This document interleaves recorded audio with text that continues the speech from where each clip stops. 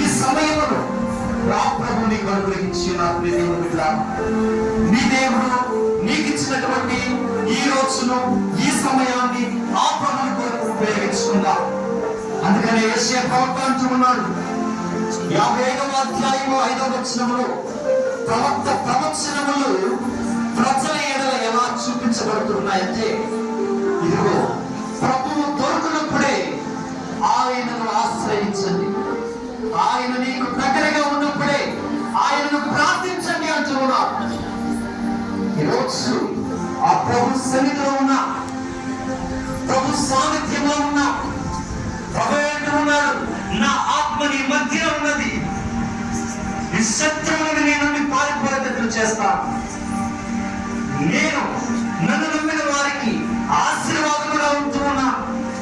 ఈ గొప్ప రోజు, ఈ గొప్ప సమయము, ఈ దినము నీకు నీ దేవుడు అనుగ్రహించి ఉన్నప్పుడు ఆయన ఆత్మ మన మధ్యలో ఉన్నది కాబట్టి ఆ ప్రభుని స్తుతించడానికి వెనుకంచి వేయవద్దు, ఆ ప్రభుని ఆరాధించడానికి వెనుకడికి వేయవద్దు. ఆత్మ యొక్క సత్యములను ఆరాధించమంటున్నారు.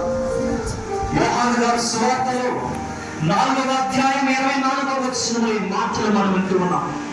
నీ దేవుడైన ప్రభువును ఆత్మయందును సత్యమునందును ఆరాధించమని అంటూ ఉన్నాం. ఆ గొప్ప దేవుని స్తుతించే భాగ్యాన్ని, ఆ గొప్ప దేవుని ఆరాధించే భాగ్యాన్ని, ఆ గొప్ప దేవుని మహిమపరచడానికి, ఆ గొప్ప దేవుని యొక్క ఆశీర్వాదం, ఆ గొప్ప దేవుని యొక్క దీవెనలు, ఆ గొప్ప దేవుని యొక్క ఆరోగ్యము సమస్తము మనం పొందుకోవడానికి, సమస్తము మనం అనుభవించడానికి ఆ ప్రభువు మనం పిలుస్తున్నాం. నీవు నా వాడను, నీవు నా సొత్తు, నీవు నా కంటికి అమూల్యమైన వాడు. ఇదిగో ప్రభువు పలుకుతున్న మాటలు చూడలేదు.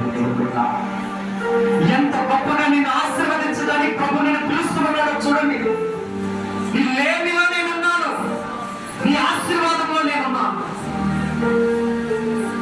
ప్రభు నీ మాటలు ఒకసారి జ్ఞాపకం చేసుకోండి. ప్రవక్తల ద్వారా, అపోస్తలుల ద్వారా, ఆత్మీయుల ద్వారా, విశ్వాసుల ద్వారా, సేవకుల ద్వారా ప్రభు అమితముగా దేవుని దీవెనలను మనకు అనుగ్రహిస్తూ ఉన్నారు.